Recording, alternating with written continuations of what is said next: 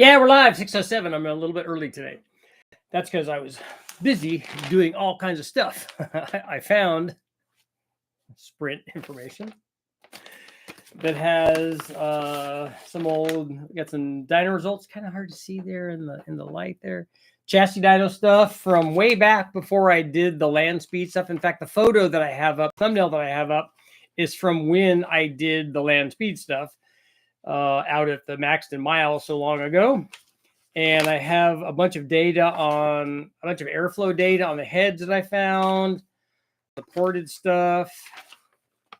I've got a bunch of dimensions on, the ported head stuff that we did. Got information on cam stuff. Talked to the guys at Schneider today about cams for the Sprint, about doing a different cam. And what I want to do is I want to know if you guys can help me out there. I found one, but I found it on a site that for some reason I can't access. They said, no, your email or your server or whatever, we get spam from that or something. I'm like, well, you didn't get spam from me, but so it won't let me sign on. But I found one over in Ohio, and if I can figure out how to get access to it, Ben from the car farm said he would go over and look at it. He said it's about an hour away from where they are, so that's pretty close. But I'd like to find one, and one that's a reasonable price, because we're just going to try. I'm not going to drive it around. I'm not going to drive it as a street car, but we'll just turn it into a Bonneville car. And I want to be able to put it together in short order here and go in July. So I'd rather do it with the Sprint Turbo, because that's what I did it with before. And I'd rather do it with that than the Metro. The Metro will be the backup plan. We could do that, but there's some issues with making all of that work. So, but the Sprint will just work the way that I want it. And that way I can get the Haltech on it, and we can control it, and we'll run it. We'll take it to Jimmy's place out there in Georgia, put a cage in it, do whatever we need to do for seats or a fire extinguisher or that kind of stuff. And then we'll do a bunch of chassis dyno testing on it. And I've already done all the gearing calculations. I still want to get that 352 final drive. Right now it has a 379. The 352 will allow us to do what we need to do, to run the speed that we run at a reasonable RPM. I'm picking 6,500 as a maximum RPM for that motor. I think it might go more. Right now, the last time that we ran it, if you look at these dyno sheets where it was making over 100 at the tire when we ran it at Jimmy's place at HP Performance, went way back before we took the long trip over to Maxton, North Carolina. It was making over 100 at the tire, but we were getting into some clutch slippage. But it was making peak power at 5,700 or so, 5,800. And when we ran the acceleration test, which is a standing mile deal, we only got up to 100 and almost 120, 119.7 or something like that, which is pretty low. That's not even 5,500 RPM. So we weren't anywhere near the horsepower peak. I think that this thing would go 130, all out at that power level.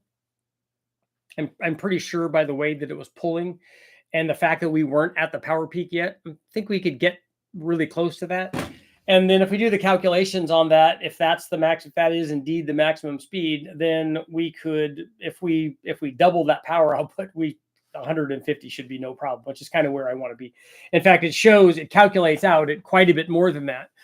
But I would need, gearing to do that. And we need, and I honestly think what I want to do to get this thing to make peak power higher, we already have a ported head for it. I talked to the guys at Schneider about doing a cam. He said he thinks he can add 20 degrees of duration, which is what we need, and maybe as much as 50 thousandths lift. That would get us, I think that would get us where we need to go. And then what I'll do is I have a custom intake manifold that I had started long 20 years ago or something long ago. And we'll run a shorter runner intake manifold on it. And then that would push power higher up. Even if we give away power down low, we're okay with that because we're not using that power anyways. And right now the thing made peak torque down at like 3,000 RPM. So we don't need it to make peak torque there. I think part of that was we probably had a slightly falling boost curve because the small turbo, when we got it up to 110 or so, 120 at the tire, there was just no turbo left. So I think we had a slightly falling boost curve. I think that's all that it could do to maintain that. We were obviously using the vane meter and stuff then, which we won't be doing. We have a bigger turbo for it, so the turbo will be more efficient in the range that we're doing. We have a header for it that will mount the turbo. And even if I just run the motor that's in there, which is the plan, and then the backup plan is, well, I guess we could reverse those, but I can put together a built motor for it. But even if that doesn't get done in time, we have a motor that we can run. In fact, if this motor's running, we actually have 2 of them that we can run. Because if it's still good and it's in stock trim, we could just swap the head and intake manifold and stuff on there and put that on there, and it would be fine. Quite honestly, even if I just went out there and ran something with a standalone management system and a good clutch in it and ice water and a bigger turbo and E85, it'd go a lot faster. Even if I just went out there and went faster than we did before, we got to leg this thing out and go 130 or 140 or whatever as a preliminary thing, I'd be happy with that. If we go, the magic numbers, I'm gonna look up now. I'm gonna put it on my sheet so this is all together and look up the exact records that we would want to go to and make. It's pretty cool. The photo that you're looking at on the Sprint is if you look closely at it, you can see that car's lowered. And the funny thing about that car being lowered is we lowered that while we were at Maxton because it had stock suspension on it. It had stock struts. They were old. It had stock springs, all that stuff on it. It had all the stock stuff on it. And we didn't have anything to cut the springs with. So what we did was we just put hose clamps around them and just squeezed them together with hose clamps. I mean, we put 2 on each side, but it clamped down with just 1. And so we just squeezed them down and lowered it and brought the ride height down. It worked good. It was like a $5 or $10 lowering kit for the Sprint. It worked out good.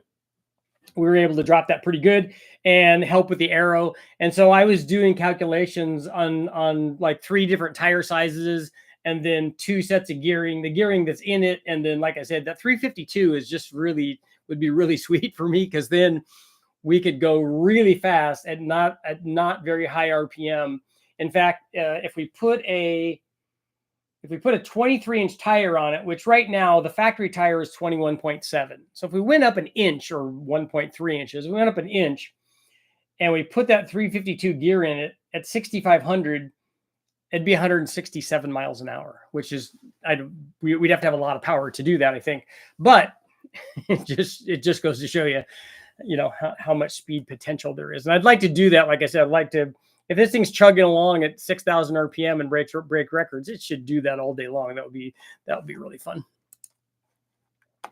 That would be a little bit awesome. So if you guys let me know if you're out there, if you can out there do searches online, Craigslist, wherever, whatever these things are. There's not a lot of Chevy Sprint. They didn't make a lot of them to begin with.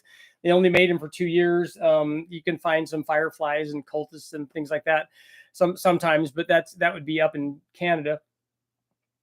If you guys find one that looks like it's a good deal, I don't care about interior because we're going to probably take all that out anyway. So I don't really care about that. I don't care if the paint's faded. I don't care about that.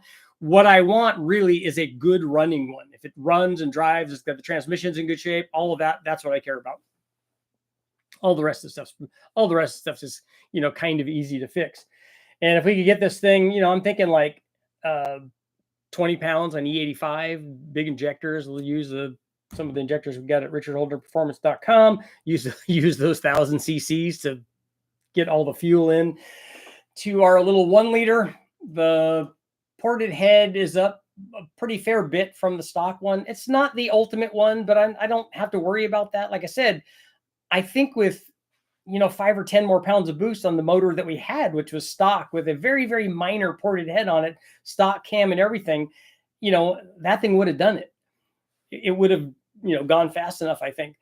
But with, a more seriously ported head, and then especially cam timing, because the cam timing in the Sprint turbo is better than like the XFI that I had. The XFI is the smallest cam that they had for this motor family.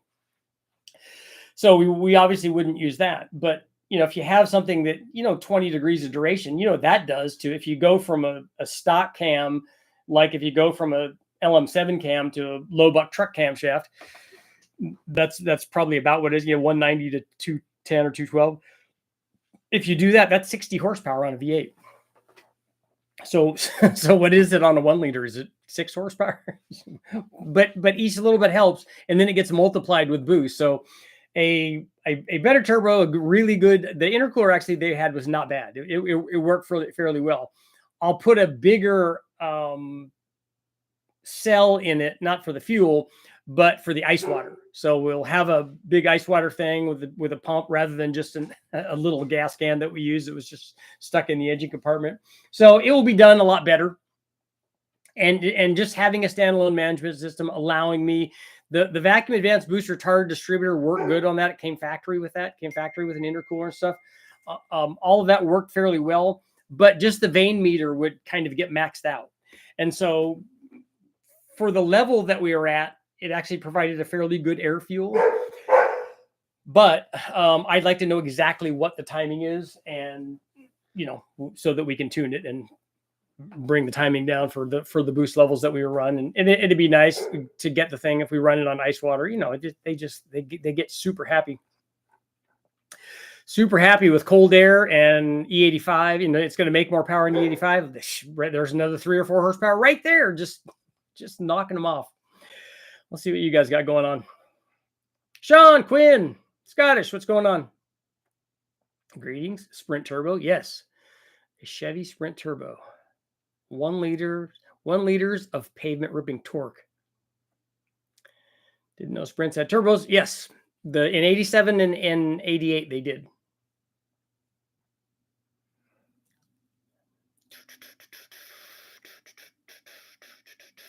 What's going on? There's one in San Francisco on Bring a Trailer, but the listing seems strange and no price.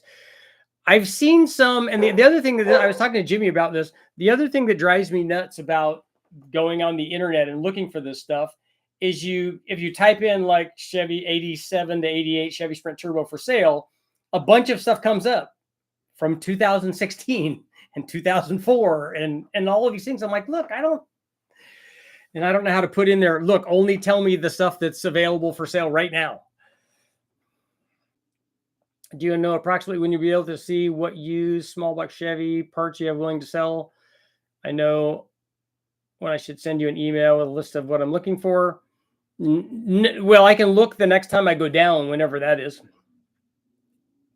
At riding, so I can't talk much. Or if you want to send me email on what parts you have, assuming there isn't too many to list. Yeah, I don't have a parts list. Yep, the Super Richie suspension kit. There's another one in Pennsylvania. I saw the one in Pennsylvania. That's the one I can't access. It's expensive. If there's an undented body panels, I would be amazed. Yeah, the thing that I'm worried about for one in Pennsylvania or Ohio is I don't want it to be a rust bucket. Have you ever had a Holley Terminator X not go into closed loop? Building a 408 stroker, have it all put together, but Terminator won't go into closed loop. I've only used a Terminator a couple of times, and I never run closed loop, so I haven't had that. A Festiva would be easier to find. A Festiva is a bigger motor, though. Do I understand this correctly? You're going to Bonneville. Yes. I got the engine in my truck. All right, Todd, good. A little dry ice in the intercooler tank. Never heard anybody. Dry ice is not good for air-to-water intercooling, actually. Dry ice has got a boundary layer around it, and so it doesn't actually cool very well. But we got really good cooling for, like when we ran the Civic, we ran 227 with the Civic, and we had a 10-gallon cell full of ice water. It worked really good. So one in South Carolina. I don't care where it is, Quinn. I'll fly out and get it. If it's a good deal, if it's the right one, I'll fly out and get it, and then we're going to drive it down to Georgia to see Jimmy. And we'll start doing testing on it right away. The Steve is with the Escort turbo engine swap makes a dangerous machine. Yeah, we're not looking to make I just put a K series in something if I wanted to go really fast. But this isn't that. This has to be a 1 liter. Still wanting to be Super Richie sponsored? You're for what? I don't understand. Nevermind says Metro. Yeah, I have a Metro. That's the backup plan. I could have sworn I saw one of those on my way to Marysville sitting in a field. Next time I go up, I'll take a look. Yeah, Todd, let me know. do a video about engine coatings, what like piston tops and skirt coatings and stuff. The problem with that is there's almost no way to see what that does. Because if we do a coating on the top of a piston and we do a dyno test before and after, it's not going to show anything. Could you use liquid nitrogen to use as an intercooler? It's pretty volatile to run for that setup. Can it be a motorcycle 1 liter? It can. Guys have done that in these cars. The guys from the Hudson Boys have done that. They've done 1 liter bikes in these, but getting the transmission and to drive the wheels and tires thing is a problem. Carbon on a piston is a good insulator. Yeah, and whenever we clean that off, it lowers the compression when you run water injection. But we can run, like in a fuel class with this thing, we can run nitrous with it. In fact, now that I think about that, I don't think we can run E85 unless we run in a fuel class. So I have to run, but it's not terrible because we can run 118 octane, gas, race gas in the thing to run a gas class, and then put E85 in it, run a fuel class. And in the fuel class, we could also add nitrous to it, but I won't do that, or it won't be necessary on a turbo motor, because I don't think we're gonna be limited in our power production. I don't think that's going to be the limit.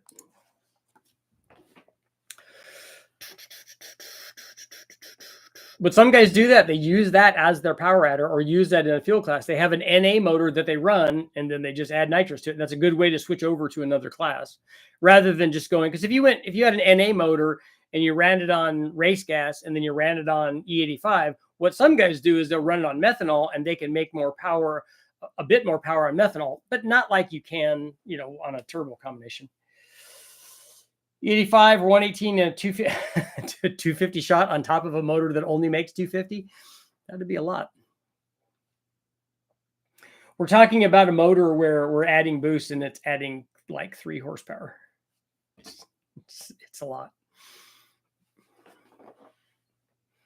Although the thing did really well, like the 100 or 100, we did 120, I think was the best run. But even like 110 at the tire, I think that was only 10 or 11 pounds. And I know guys have run like 1 million pounds of boost on these things. I don't know about 1 million, but you get the idea. Something like that. What's your spark plug gap if you're running NGKs? When I'm running a turbo, I have it down in the teens, like 18 or 19. I want it to fire, and I don't want it to misfire. And we don't have problems with that with 4.5 milliseconds of dwell on a Holly, and then plug gap at 19. It doesn't really misfire. And then we have a cold plug in there. 55 miles an hour is unsafe. It's boring. Slow enough to make you feel safe, fast enough to kill you. I think that's from a movie. 55 miles an hour is unsafe. That's Gumball Rally, right? It is. That's from the guys in the Cobra, I think. Yep.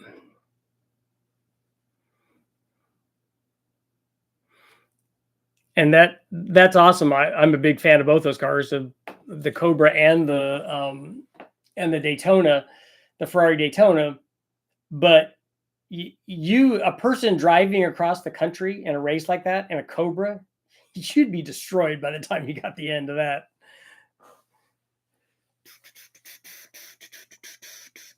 Will your Bonneville trip be filmed? Yeah, we'll do a video on it.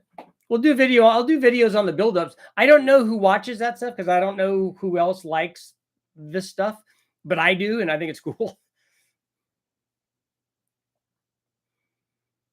I like the Japanese market with compound turbo and superchargers. What's your take on the Naughty camshafts are currently on sale for $145? For what is that for? Is that for a flat tappy cam or something?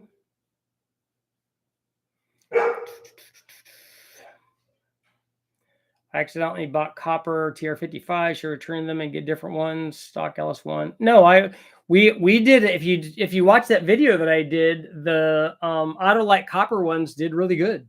I think that they're not going to last as long, but they did well.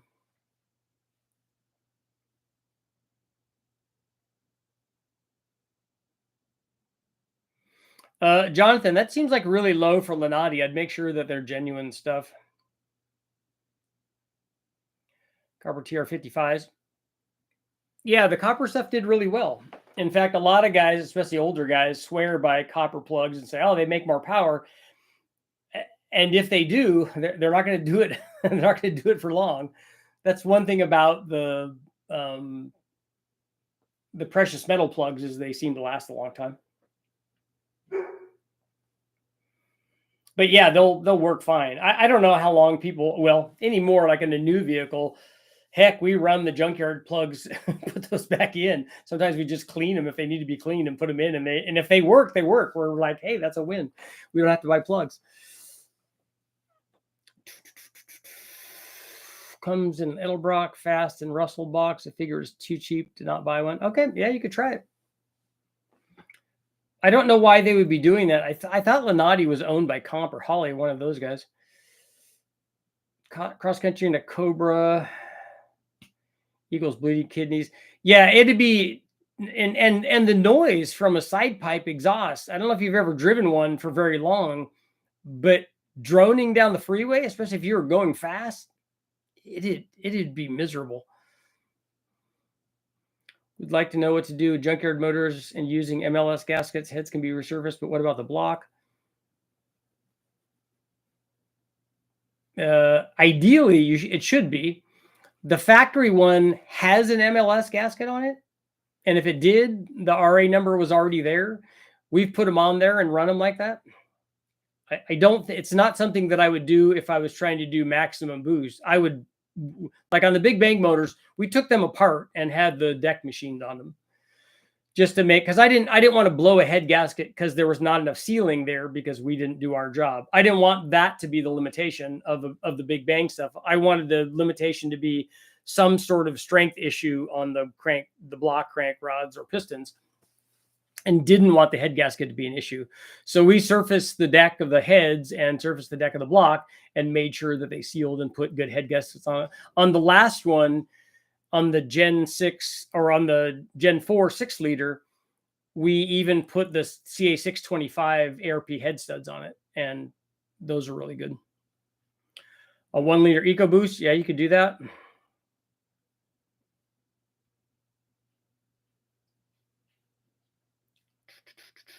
I just dropped an LQ4 in my El Camino. What single turbo will make 1,300 crank horsepower? I don't know. The G42 that we have is like 1,200.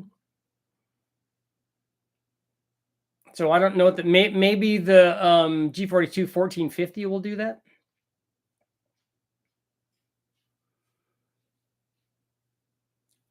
Do you have any videos on mufflers versus straight pipes? Thinking about that.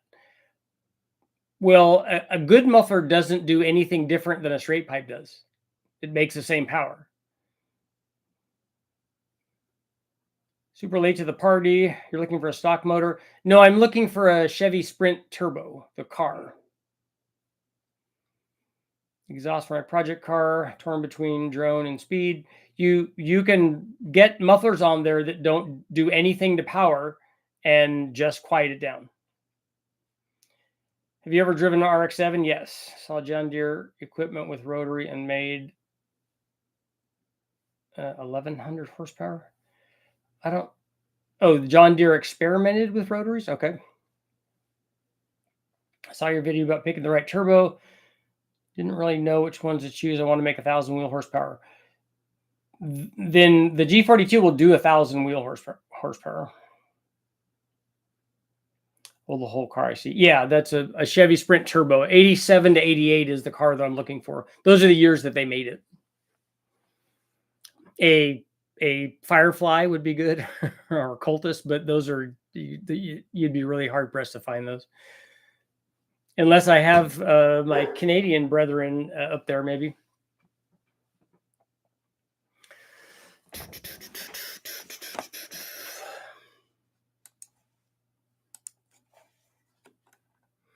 Yeah, you can put a really big turbo on there for 1,300, but if you're 1,000 of the tire is not 1,300, unless you have a power glide and a big converter and a big tires and all that. Do have a turbo question for you. LQ4, 4L80, looking to finally go with a turbo setup. Been really interested in the VS Racing 7875, but I have a lot of people telling me to go S475. You should. We don't have them in stock right now, but you should do a G42. It'd be better than both of those. I don't know what 78, 75 you're going to pick. Viren has good stuff. I like Viren, and I have one of his turbos. I have a 78, 75 Gen 2.5, I think 2.5, and it would work good. Just tell me what power output you have and stuff. I've never seen one of those before, but now I'm definitely interested. It is a 1 liter single overhead cam, 1 liter port injected factory turbocharged and intercooled motor. It was made by Suzuki, but it was sold as a Chevy Sprint turbo by Chevrolet, and then it transitioned into becoming a Geo Metro, but they didn't have the turbos after that. Jonathan, yeah, either one of those turbos will easily do that. I would pick, if you're choosing between those two, I would pick Viren 7875. The S475 is going to come as a T6, and you don't want a T6. His 7875 later gen ones, next gen or Gen 2 or 3 or whatever, those will all be T4s, and that's what you want. How about a Suzuki Swift turbo? Yes, but the Swifts were 1.3 liter 4 cylinders, though.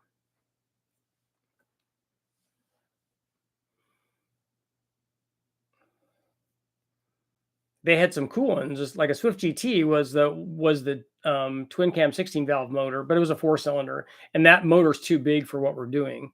It'd be cool to make those heads work on this motor, but that's a lot. Those cars had a bunch of torque steer. You think 70 horsepower and 70 foot-pounds would have a lot of torque steer? Thinking about putting a turbo on my 99 Cobra. It has an 01 Dodge Cobra dropout engine and transmission. Any suggestions on a stock bottom end? The bottom end that you have is fine. Just put ring gap in it and then put boost to it. Is a T56 appropriate for 454? Yeah, it depends on what you're trying to do. But yeah, T56s are always good.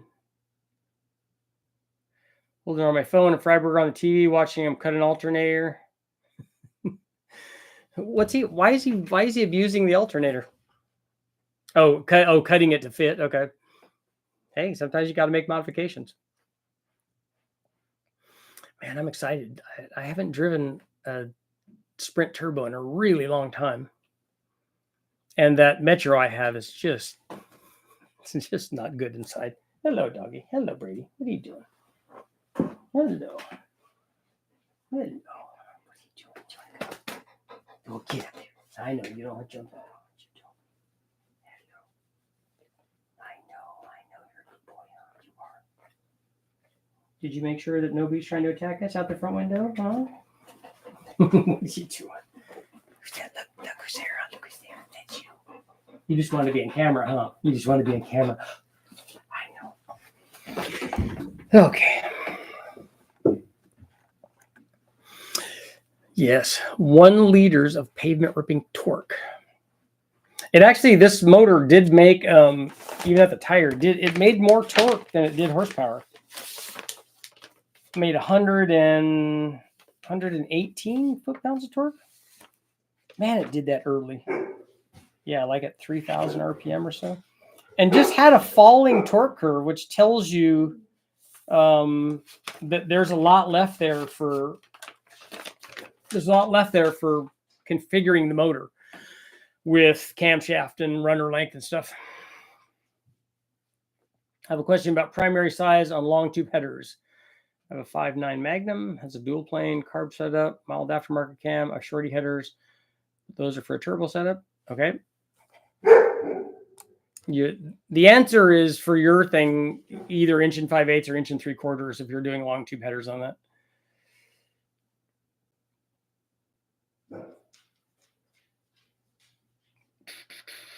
A G ladder supercharger would be cool if you can find one. I haven't seen one of those in a while from the Corrados. Yeah, those are cool. Did you see a Chevy Sprint in Pennsylvania for 4,500? I saw one in Pennsylvania for 2,900. 1 liter can be fun on 2 wheels. Yes. A 1 liter bike is impressive. It'd be really cool to be able to start out with an NA motor, a 1 liter motor that made 200 horsepower to start out with. And then you just add on top of that. And then all of a sudden, hey, look, we're running 15 pounds and we're making 400 horsepower. That would be a lot. That would be awesome. Tom, I'm at the shop running the CNC, making intercoolers, watching. There you go, Tom. It's pretty good for a 1 liter. Yeah, the 200 horsepower thing that I was talking about is a motorcycle engine, though. That's not this one. This one makes 70 with boost.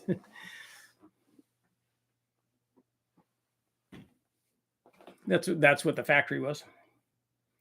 Easier to find a Bigfoot, riding a unicorn, fighting a kraken. Wow, what's the Bigfoot guy got kraken, man? Why is he hating? Why is he hating the kraken?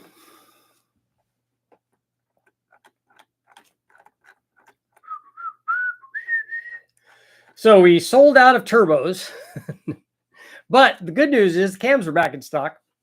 We got lots of them. So low buck truck cams are back in, and you can see that I was doing a video, but we're going to hold off until the turbos are back in because it's another turbo related video. But the one that I'm working on is we did a comparison by putting what's called power cones on them. That's what I'm calling them. Super power cones, maybe just power cones. So stepping up the exhaust side on these, and we did it both on the G42 and on the 3584 to step up the exhaust side, and with cool results, cool stuff.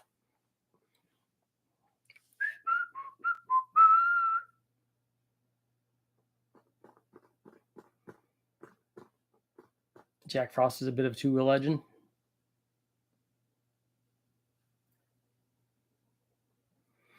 I didn't know he was a biker. Biker boys.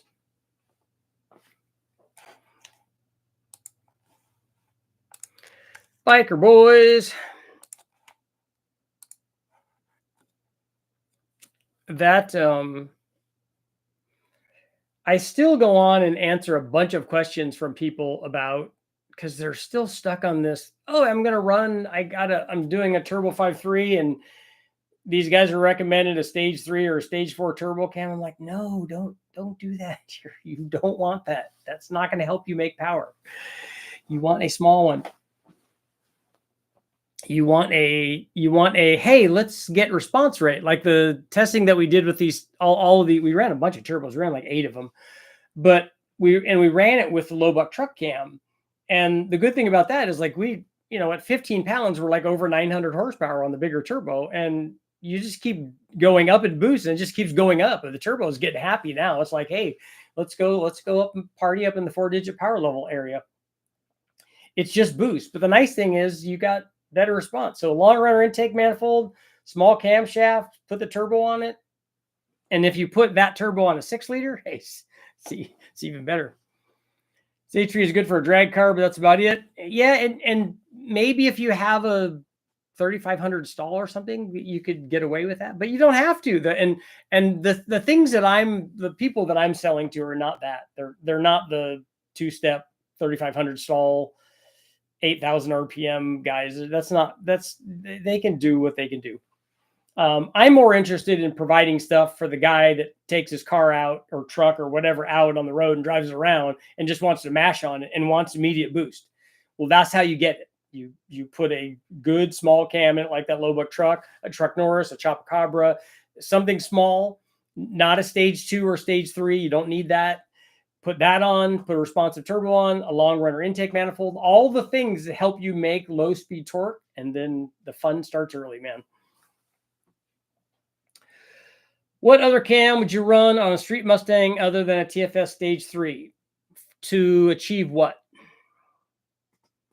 The cam that I ran on mine for like 80,000 miles was a 224 232. You could run a smaller one than that. Summit now has a bunch of their letter cams that are dual pattern instead of single pattern. they're better on the top. So all of those will work too.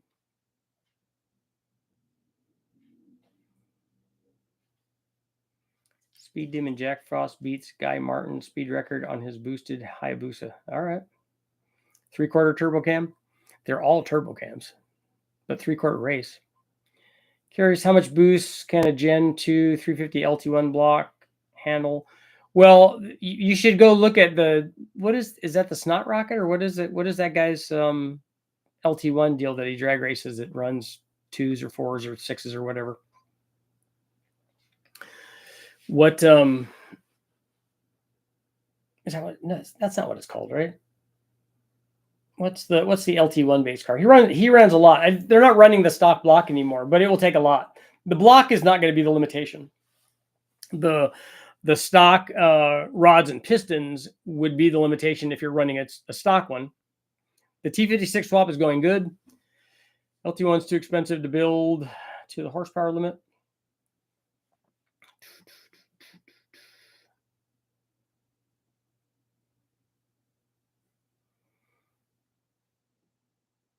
And then Edward, what I would wonder is it worth it to try to get the Corvette version that's a 4-bolt main over the 2-bolt main? 408 stroker, just want a responsive weekend car. Yeah, a 408 adds also displacement. Obviously, is the other way to add boost response. So you make the motor bigger, more low speed power, more boost response. All that's good. What kind of power do you think you'll need to make the sprint go that fast? Yeah, 200 at the tire, I think, will be my goal. That should make it. If it can make passes at 200 at the tire, it should do what we need it to do. Texas Speed Stage 3 low lift versus low buck truck. My guess is a Texas Speed Stage 3 cam is going to be like a 220 plus cam. And so for low speed power, there would be no comparison between those two. If you tell me what the specs are, though, I don't know that cam off the top of my head. But since it's a Stage 3, I would assume that it's going to be 220 plus. I know you've answered this a million times, but what would you say is a factory strong bottom end for? What would you say? I don't know I don't understand your question. What would you say the factory strong bottom end for an LS platform? So again, you're gonna have to ask your question differently because I don't understand it.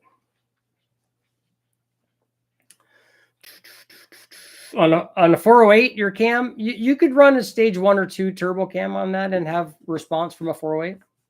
Grubworm, that's who I was trying to think of. He's the fast LT1 guy. Huh. He's made 1 million horsepower, huh? Bruno's up here now. Brady was just up here getting pets, huh? Face rubs, huh? Oh, that's just good stuff, huh? That's just good stuff, huh? Zoo Truck, what's going on?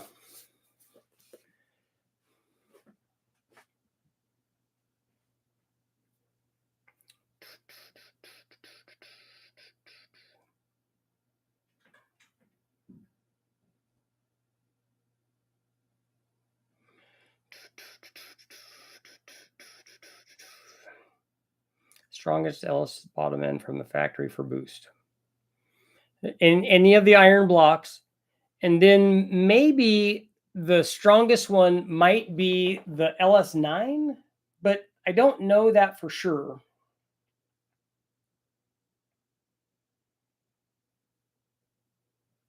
Lingenfelter, Callaway had faster top speed stuff with LT1 than what?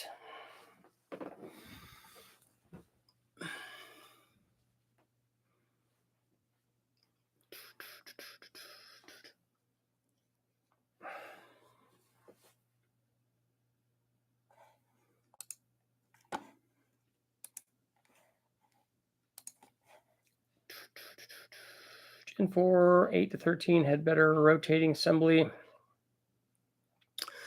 The block is better too on the Gen 4. But I don't know if an LS9 had different rods and pistons in it compared to the other stuff. Does anybody know? Did they put forged stuff in any of those? when you say stock bottom end, you disassembling it to add ring gap. I always add ring gap to anything boosted. Did you ever revisit the Big Bang 351? I did not.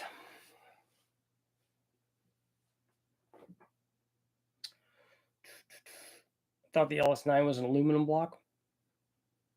But I don't know if the LS9 block is as strong as like a 5.3 block, or if it's more like an LS3 or an LS2 block. I don't know that because I don't have any experience with that LS9 block.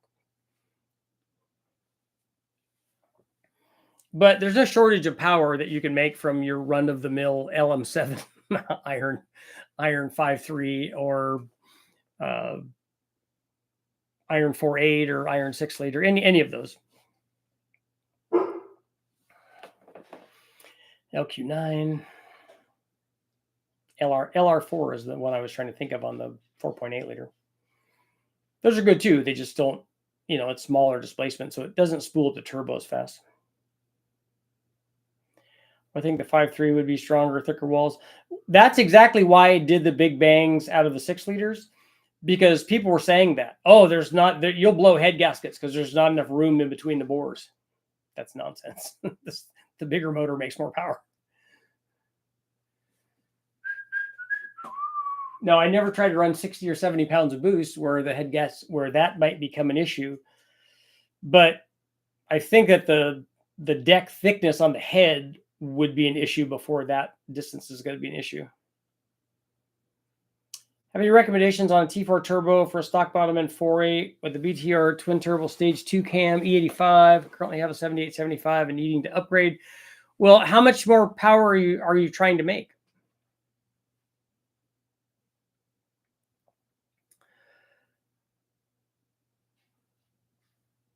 I was saying that Lingenfelter Callaway had higher top speed stuff than Grubworm, somewhere around 240 in the Aero Callaway C4s. Not quite sledgehammer speed, but close.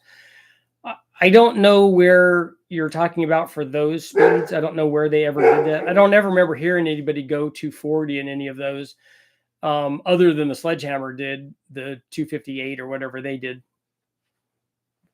But Grubworm is doing that in a quarter mile. The Lingenfelter stuff and the Callaway stuff were never anywhere near that in the quarter mile. Love your stuff. Just curious, could an LT 5.3 rods be used in a Gen 4? If so, are there any advantages? I don't think that those rods are very good. I think that Brian told me that those LT rods are not good. I thought that that's what I remember him saying. I don't have any experience with that because I've not tried it. We use the Gen 4 stuff if you want to make power and you still want to use a factory rod, or just get an aftermarket rod. They're not very expensive. When you plan on getting turbos restocked, they're already ordered and they're on the way. Do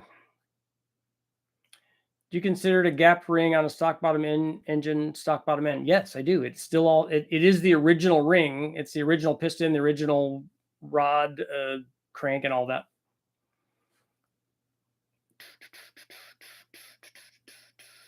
And everybody gets to have their own opinion about stuff. I don't care that they agree or disagree with what I'm telling them my definition is. That doesn't matter to me. My question is, when we did the thing, I wasn't trying to define stock bottom ends when we did this. What I was trying to find out is which one of these things is going to break. Is the block weak? Is the crank weak? The crank and the block are not weak. Is the rod and the piston? Yes, those are weak. Which one of those things is the bad thing? And putting ring gap in it just lets you get to that. If you do it without that and you have ring gap in the teens, you're going to get to where you break that piston first because of the ring gap. That's not a strength issue. That's a poor choice issue. So all we did is put enough ring gap in it, and then you can figure out, okay, what is the next thing now? What is the thing that's going to break? And it's a rod or a piston. Honestly, don't have a power number in mind. I'm more so trying to get as close to 5/38th mile on a 3,200 pound car. Does anybody have any idea how much power that takes to run 530s in a 3,200 pound car? Is there a possibility of getting older turbo models? We only have 2 turbos that we're selling. So what else did you want?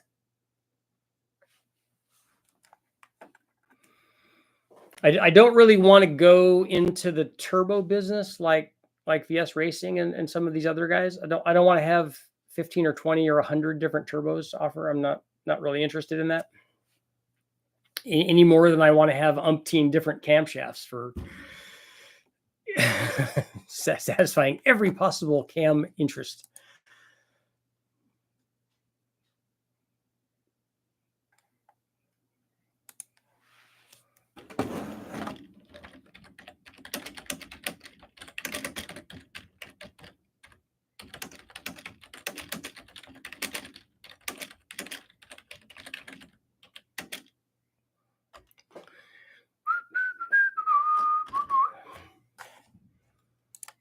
Has anybody installed one of our or even other people's Hellcat pumps in their Chevy?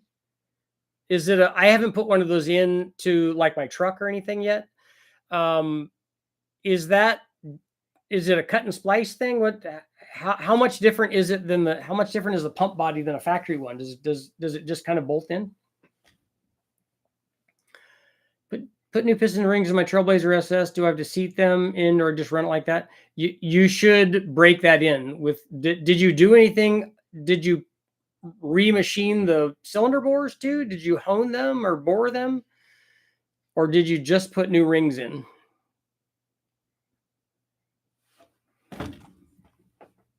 That's what I would like to know.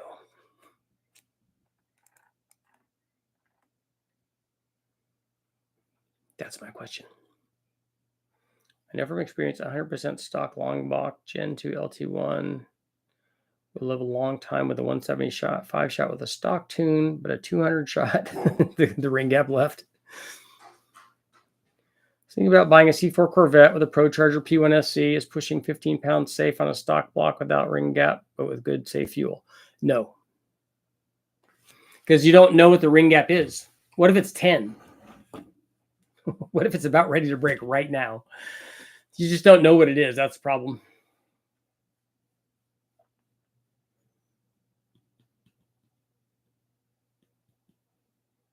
Is deglazing with 3-stone or dingle ball hone enough to break in new rings?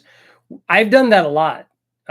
We've ball honed stuff. In fact, I ball honed it with, I don't even know what the stone was. It was something that Westech had laying around, and judging by the size, it was definitely for a big block Chevy. We just put it in there and made it work. Disco potato would be good. Yeah, that brings back a lot of memories. So if somebody wants to hop up their D series Honda, or I guess a B series Honda too, or a SR20 or something. But disco potato, yeah, definitely the GT28 or whatever it was. T28. Really think you should do a lean cruise tune and see how it does on Westech trips. You mean on my truck? I'd love to do that now that the knock sensor lights are off and I have 2 new O2 sensors that are functioning. I would love to try a tune and see if that works.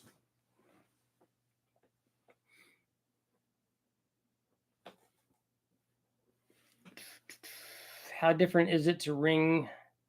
How difficult is it to add ring gap? I know the work to get them, but once to the block, do you have to remove the rods or just rotate the crank enough to lift the pistons a little bit out of the cylinder? You can't rotate the crank enough to lift a piston out of the cylinder. If it did, then it would hit the head. So you don't want that to happen. Yeah, you got to take all the pistons out of the block, take the rings off of the pistons, cut the rings, make sure that you file the edges of the ring when you cut them. You have to chamfer them all so that they don't bite into stuff, and then put them back on, and then put all the pistons back in. It's a little bit of work, but it's one day of work, and then it lasts forever.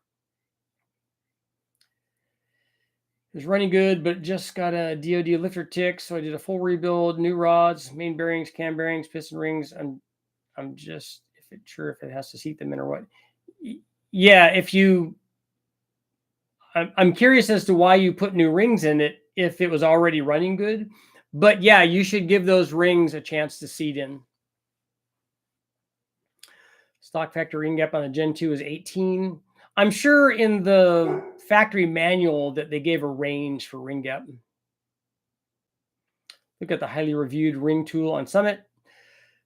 Yeah, I like those. We're looking into that because I want people to be able to do, if they want to do ring gap, we're looking into maybe trying to source a tool for people to sell so they can get it. And we might even sell gapped rings. GT28 RS, that's right. Set your O2 switching voltage to 36. I don't know how I do any of that. I don't have access to my computer. Is Bonneville car for fun or are there classes for competition? Yeah, we will be setting land speed records with it. That's why we're doing it. That's what all of these are for. All of these trophies. Put adjustable rear sets on my bike last week. Just figured it out. Didn't align the shift rod correctly in multiple ways. Keep missing second gear.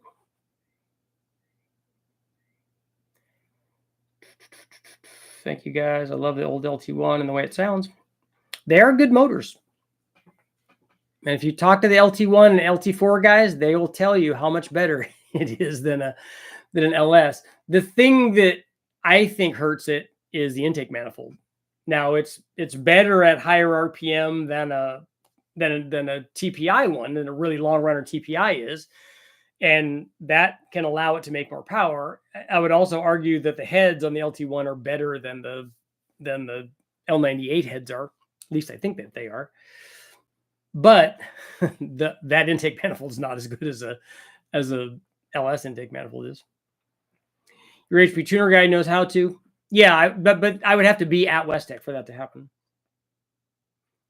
What are your thoughts on a 3.7 Ford with a set of T3, T4 Super 60s? You're going to run twins of those on that?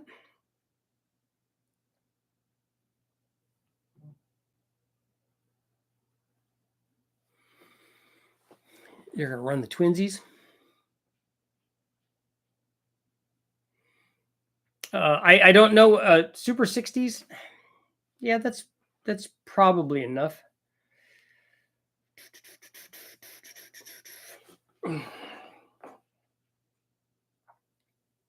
Yes. Show up and see what happens.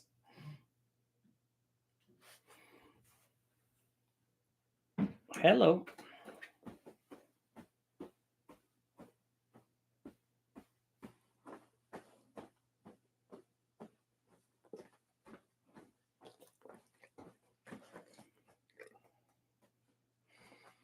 Tom just sent me a picture. Is that the Hellcat pump? It's like somebody had sent me an email asking if it was a direct drop in. I told him it wasn't, but I didn't think that it was very difficult to put in. Yeah, I'm ordering a pizza. In fact, Bruno just asked me to order a pizza, huh? I did. I like pizzas, huh? No, we like it when you make steak, huh? On the barbecue. We like that, huh? Let's go. Go get him. Go see who it is. Go see who it is. Could be a squirrel-related emergency. Okay, so Tom, just the Hellcat pump, but it's not hard to put on, right? It just bolts in. How do you feel about an LS swap Mitsubishi Eclipse? Okay, that seems like it's going to be fairly involved. I like the Eclipses and the Talons. I like the all-wheel drive ones.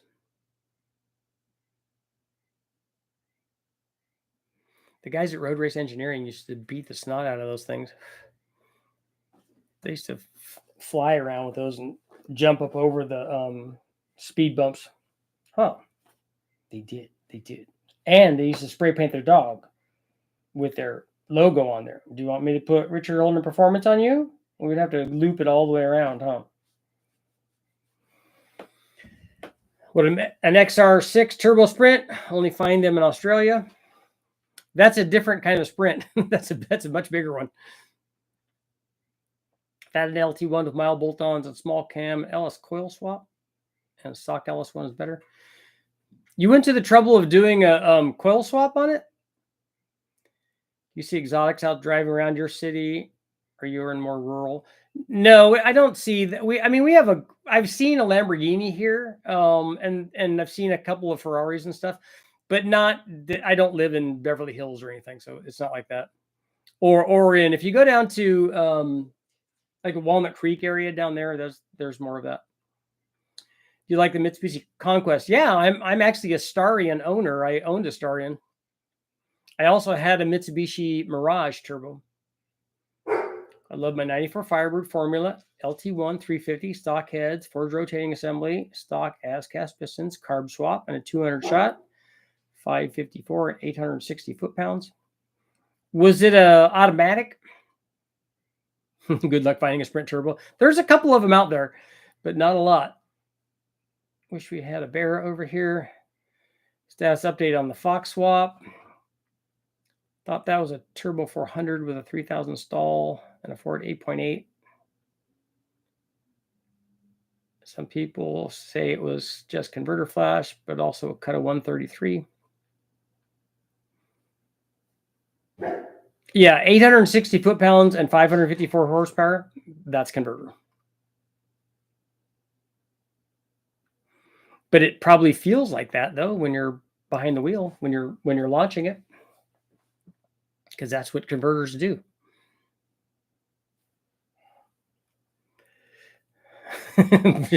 Spray paint the dog, yeah.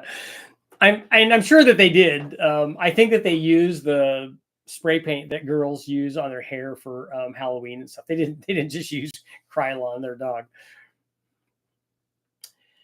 It was a standalone ECM with a crank trigger, LS coils, because I break the stock LT1 ECM with tuner cats. Okay. The XR6 Turbo Sprint was 500 horsepower in a family sedan. That's nice. Was that, what motor was that? Was that a Turbo Barra or was it a 5.4 or what was it? Or some sort of LS based thing? I don't know. 2012. That's later. A Barra, okay. That's a hopped up one then. Anytime you go up more than 100 horsepower per liter, that's pretty good. Sound your video on your truck cam. I think I'm going to throw it in my 6-liter. It works good. That cam on the LQ4 and a Trailblazer SS was 450 at the flywheel. And honestly, I don't know how good those 317 heads were on that motor. I honestly don't know how good some of the cylinders were on that motor. But I would put what we wanted to do, and that motor got hurt. What we wanted to do was put 706 heads on it, and then or the 799 heads. I'd like to put both of them on there and see. But we'd like to see because we want to, guys want torque. So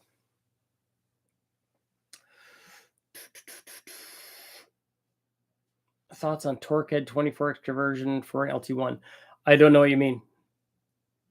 I've never tried it, but I've run lots of LT1s with distributors in them, and that seems to work just fine. The XR8 Sprint was a bit more factory supercharged Gen 1 Coyote. Hey, dogs. That's plenty. Upgraded on turbo on my Eclipse, Force Performance Black Series. So much boost, it would constantly pop the intercooler tubing off. Probably not the best connections. Yeah. When you pop the intercooler, that's when you know. Hey, don't come in to open the door and start barking. I don't miss burning chips. I did that a lot on my Honda because I went through the various iterations of the Honda, the S100 and S200 and S300. We finally got to where we could laptop it. And that was kind of nice. But doing chips, I had the chip burner and everything. It was a lot.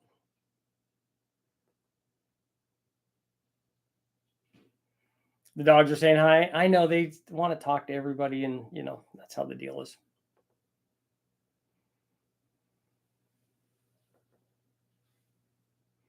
Sprint Turbo. Man, I drove that thing back and forth from Vegas to West Texas so many times. It was so hot. I would used to leave an imprint on my shirt from a from the seat.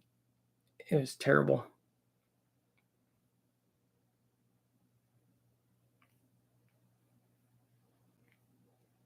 Starions are not awesome. They would crack heads all the time, and no welding would permanently fix them. You need a new head.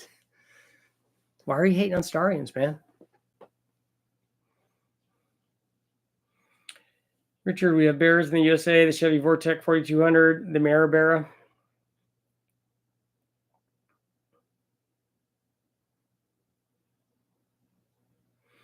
I know what the Torquehead 24X is. I understand that. I understand running the coil packs and stuff on there. But isn't that really, really expensive? Like, what does that kit sell for?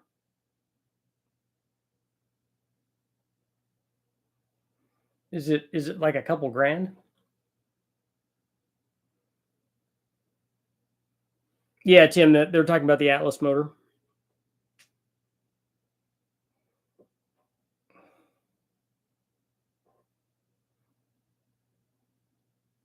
Honda has a blast from the past. I know all of our records we set with Honda. It works good. It's still on the car running right now.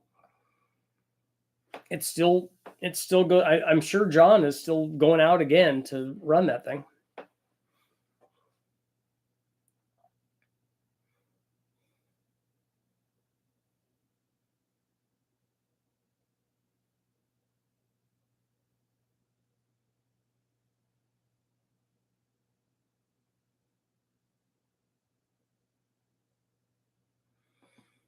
$4,200s are beasts. They make a lot of power out of the junkyard. Well, they make what they make. I don't know what a lot is. Can a Gen 5 throttle work with the Gen 3 computer? I have the X-Link for the throttle body. Does anybody know if the computers are interchangeable or the throttle bodies are interchangeable? I like Starions, but I replaced too many heads on them. Poor customers got the short end of the stick. Yeah, I didn't ever run mine hard enough to break the cylinder head on it. Honda, Hector was running Honda on the Spoon engines.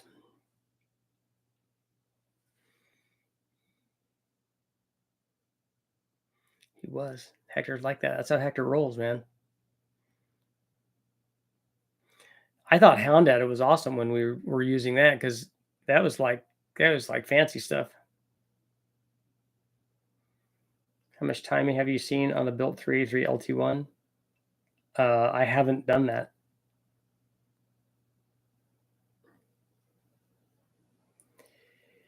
If they would have given us the 4G63 and the Starion, it would have been great. I agree. That would have been a better combination. My dad had an 87 Chevy Sprint, 5-speed, 4-door blue. It's the first vehicle I've memory of seeing my dad work on cars. Those things are good. Like the Metro, they're reliable. They last a long time. A 6-liter with your cam. You have a head preference between a 799 and a 706? Would a set of 799s milled to bump the compression be better than 706s? I don't know what you mean by better. I mean, they both would be good. On a LQ9, I would put 799s on it. On an LQ4, I put 706s on it.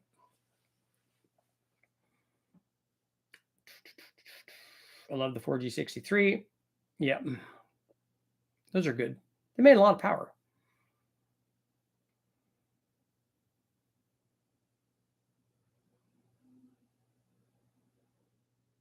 Those guys, during the import stuff, those guys and the Honda turbo guys would go at it.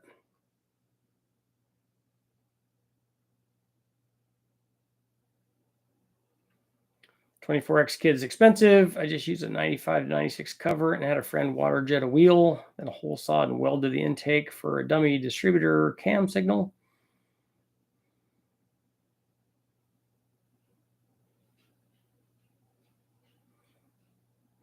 I wonder if you could just use the sensor that they use for like the 8.1s or the what's the plug or sensor that they use and what's in the LT1? An 86 Chevy ER 55 miles per gallon. Yeah, the ER was good. Go look up the Red Demon. Okay. Hi. I know you're a good boy. I know you are. Huh? But you just went out. I know it's been an hour and I got to get off. I understand that, but 2,000 horsepower is a lot. Huh. That's more than we're going to make with the Sprint Turbo, huh? That's like 10 times. But you will ride in it, huh? I will ride in the hatchback, huh? I will, because I'm a good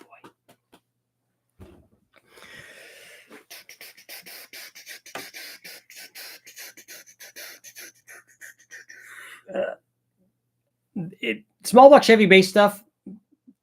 Yeah, the Zoo Truck's right. Start at 30, but you probably get up at 34, 35 or something like that. We just add on the dyno, it's easy. We add timing till it stops making power, and then that's enough. That makes life easy.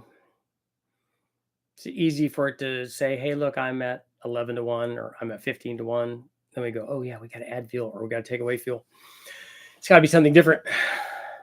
Got a crank wheel from DIY Auto Tune, cut the center and welded it to the LT1 balancer. And the Vortec has a crank sensor, but it's a 4 and not a 36-1. Yep. The better the heads, the less timing you need. Yeah, and the smaller the chamber.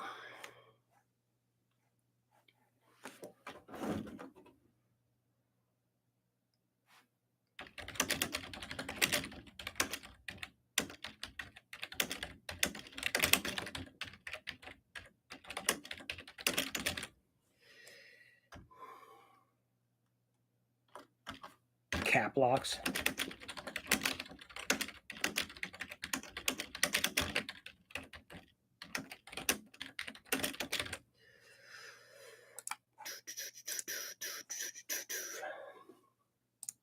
There. Do you have a cam available for 95 Era 5.7? I do not. I get customers with the balance shaft deletes, road tests with them, and tell them. They'd ask how I knew. I said because the rear window vibrates so bad I can't see out of it. I know. And everybody with everything with a balance shaft, everybody thinks that a balance shaft delete is like the hot setup. I'm going to make more power. I can get rid of that balance shaft. Okay. Pulling my L33 out of the Sonoma to drop in an L96, cam springs, ring gap 2650. Should have it running again on Sunday. Cool. What class are you running the Sprint in? I have to look. I have like 8 or 10 of them listed. The XR8 Sprint engine is 430 kilowatts with an intercooler upgrade and a pulley change. It's a blower thing then? What's better for boost? A 6-liter with the stroke doesn't matter with boost. The only thing that the stroke will do is it will add displacement. If this is a turbo, more displacement will spool the turbo up faster. But regardless of the stroke, the turbo still decides how much power ultimately you make. If you put 1,000 horsepower on a 6-liter with either one of those strokes, it still makes 1,000 horsepower.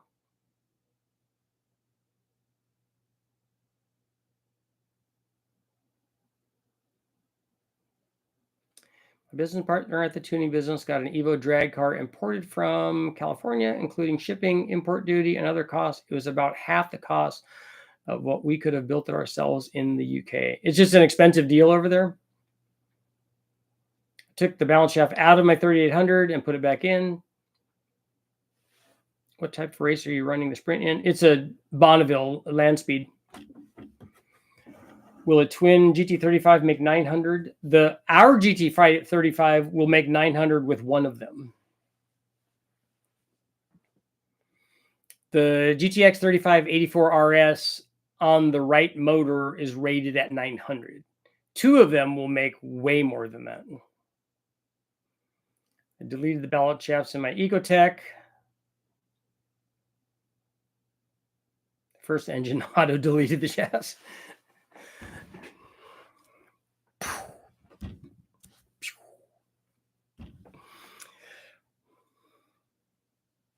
You're just jettisoning those.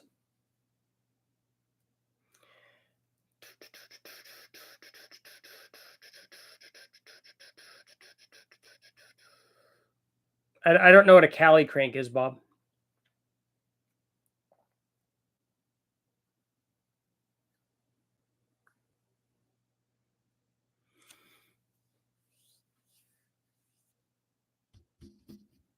On the LS stuff, we use stock cranks.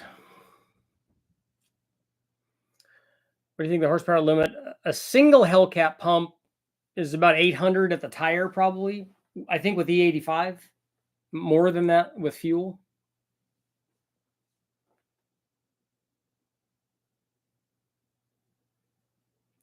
I'm guessing the factory could have done without balance chassis, would have admitted it.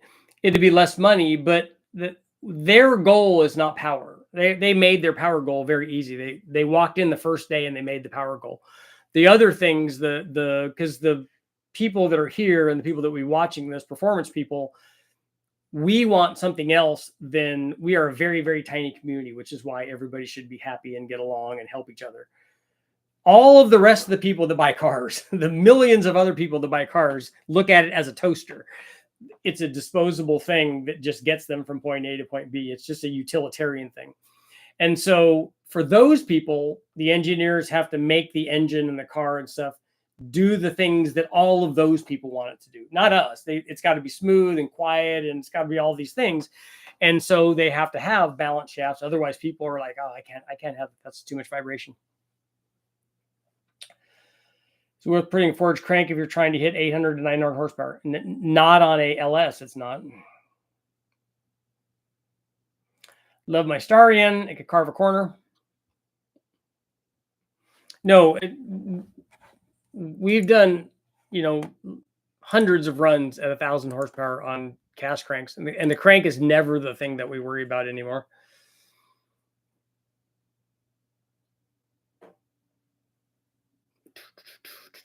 It's always the factory piston and the rod would be the first thing that's going to go. We got 2 minutes left. We're all just sweet, misunderstood teddy bears, and we can't get along. No, just ask. Go on to a Coyote group and tell them that LS motors are way better than Coyotes, or vice versa. Tell them how an unopened Coyote makes 6 million horsepower, or whatever, and then you'll just get all of this, like blah blah blah blah blah blah blah blah. Oh, this and that, and then it's everybody wanting their thing. Their thing can't just be good. Like, I drive a Coyote. I love my Coyote. It's awesome. That can't be the end of the statement. The next statement has to be, it's way better than an LS. It's the best engine ever made. It can't just be, this is good. It has to be the best of everything. It has to be the GOAT. It's not, and it doesn't have to be that. That's just everybody's insecurity talking. Can I get on the stationary bike and ride 10 miles? Yeah, you should. That's good for you, man.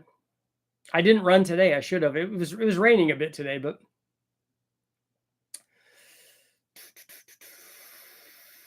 all right, Tom, we'll see you later. Why can't the Coyote sound awesome? Richard, idea for you: make a turbo flange with a pipe coming out. Why? Do you want it to locate the other one?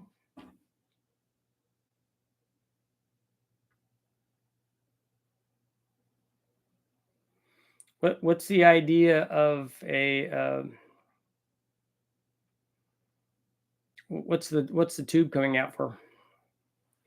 Big Bob, happy to help, man.